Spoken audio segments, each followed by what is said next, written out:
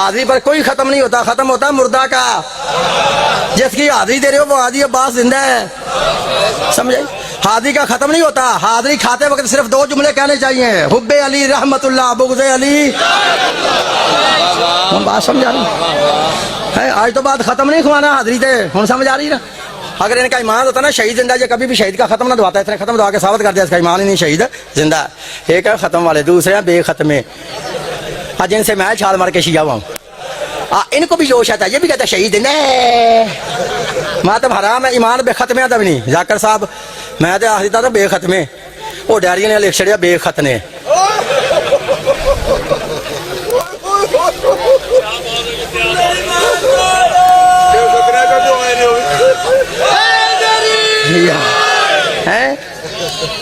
अब बेखत्मे जरा खत्म नहीं दवाते, इनको भी जोश आता है, ये भी कहते हैं शहीद जिंदा मातम हराम है। ईमान बेखत्मे आदम नहीं, शहीद जिंदा दलील सुन लो। शिया मातम करे तो बेखत्मे भी कहते हैं शहीद जिंदा मातम हराम है। ईमान बेखत्मे आदम नहीं, दलील दे रहा हूँ। शिया मातम करे तो कहते हैं शहीद जिंदा मातम हराम है। जब फिर हम शिया अपने किसी शहीद से मदद मांगे, शिया कहे या अली मदद, या अब्बास मदद, या हुसैन मदद, फिर पता क्या कहता है, वो कैसे मदद कर सकते हैं, वो कोई जिंदा है।